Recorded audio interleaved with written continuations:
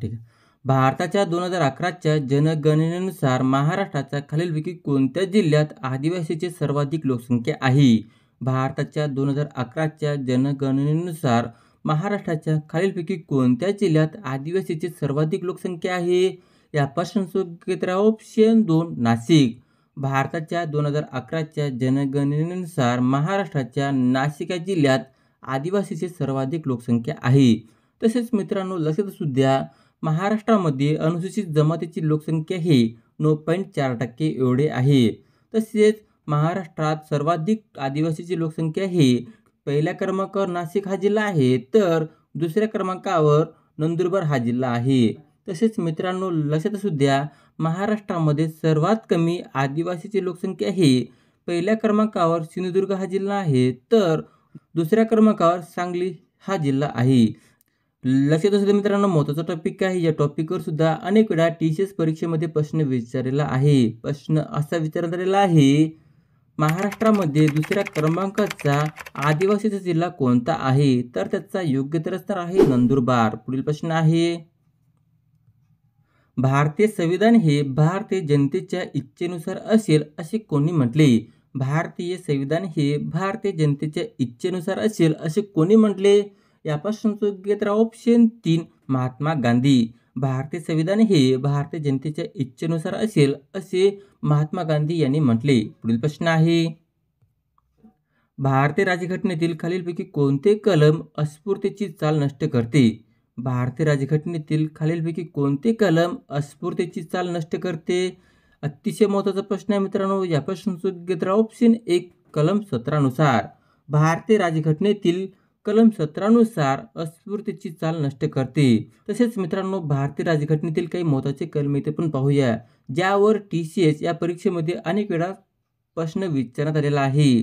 कलम 14 नुसार कायद्यापुढे समानतेची तरतूद करण्यात आलेली आहे. कलम 15 नुसार धर्म, वंश, जात, लिंग किंवा जन्मस्थान या कारणावरून भेदभावास मनाई करण्यात आलेली आहे.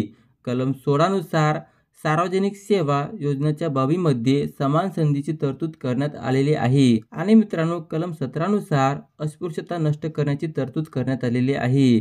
त्यानंतर कलम 18 नुसार किताबे नष्ट करण्यात आलेली आहे. लक्षात असू द्या मित्रांनो, महत्त्वाचा टॉपिक आहे. या टॉपिकवर अनेक वेळा प्रश्न विचारण्यात आलेला आहे. प्रश्न असा विचारण्यात आलेला आहे, कायद्यापुढे समानता अशी तरतूद कोणत्या कलमात करण्यात आलेली आहे? याचं योग्य उत्तर असणार आहे कलम 14 नुसार. पुढील प्रश्न आहे, संगणक परिभाषेत HTML हे कशाचे संक्षिप्त रूप आहे? संगणक परिभाषेत HTML हे कशाचे संक्षिप्त रूप आहे? यापासून योग्य उत्तर option 3 hyper text markup language.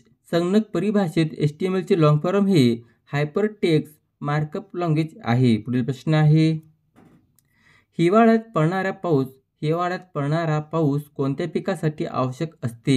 हिवाळ्यात पडणारा पाऊस कोणत्या पिकासाठी आवश्यक असते? यापासून योग्य उत्तर ऑप्शन 1 रब्बी पिके. हिवाळ्यात पडणारा पाऊस रब्बी पिकास आवश्यक असते. पुढील प्रश्न आहे, पण त्याआधी मित्रांनो जर तुम्हाला माझा व्हिडिओ आवडला असेल तर नक्कीच व्हिडिओला लाईक करायला विसरू नका.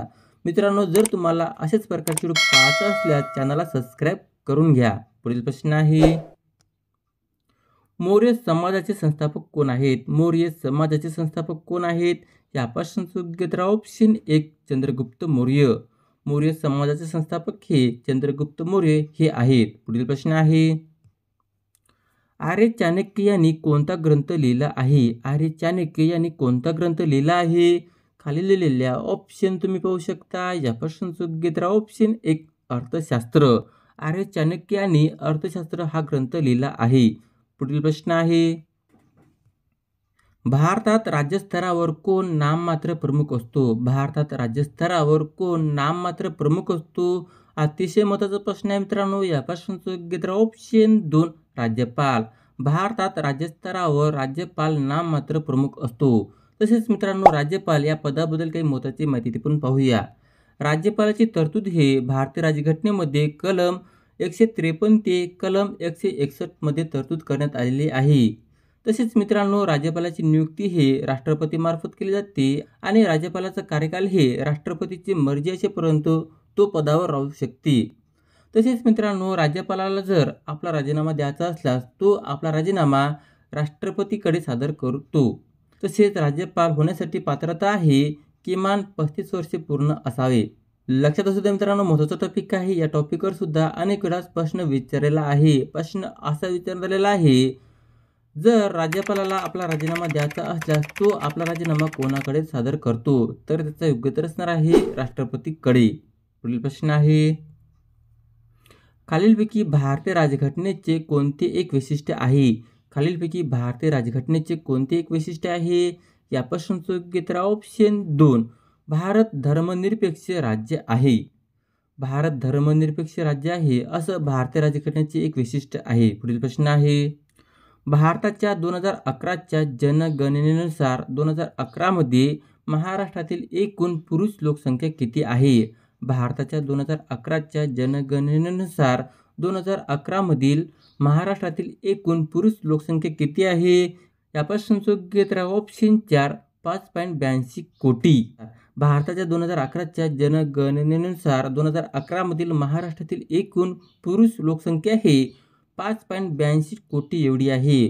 तसेच मित्रांनो, 2011च्या जनगणनेनुसार महाराष्ट्राची एकूण लोकसंख्या हे 11.24 कोटी एवढी आहे. त्यामध्ये स्त्रियांची लोकसंख्या हे 48.2% एवढी आहे, तर पुरुषांचे हे 51.8% एवढे आहे. लक्षात असू द्या मित्रांनो, टक्केवारी सुद्धा लक्षात असू द्या. या टक्केवारीवर सुद्धा अनेक वेळा प्रश्न विचारलेला आहे. पुढील प्रश्न आहे, देवापुढे सतत जळणारा दिवा म्हणजे काय होते? देवापुढे सतत जळणारा दिवा म्हणजे काय होते? या प्रश्नाचं योग्य उत्तर ऑप्शन 1, नंदादीप. देवापुढे सतत जळणारा दिवा म्हणजेच नंदादीप होते. पुढील प्रश्न आहे, श, श, स या वर्णांना काय म्हणतात? श, श आणि स या वर्णांना काय म्हणतात? मित्रांनो, या प्रश्नाचं योग्य उत्तर ऑप्शन 1, उष्मे. श, श आणि स या वर्णांना उष्मे असे म्हणतात. पुढील प्रश्न आहे, 1916 मध्ये लखनौ करार कोणादरम्यान झाला होता? 1916 मध्ये लखनौ करार कोणादरम्यान झाला होता? मित्रांनो, या प्रश्नाचं योग्य उत्तर ऑप्शन 4, काँग्रेस आणि मुस्लिम. 1916 मध्ये लखनौ करार हे काँग्रेस आणि मुस्लिम या दरम्यान झाला होता.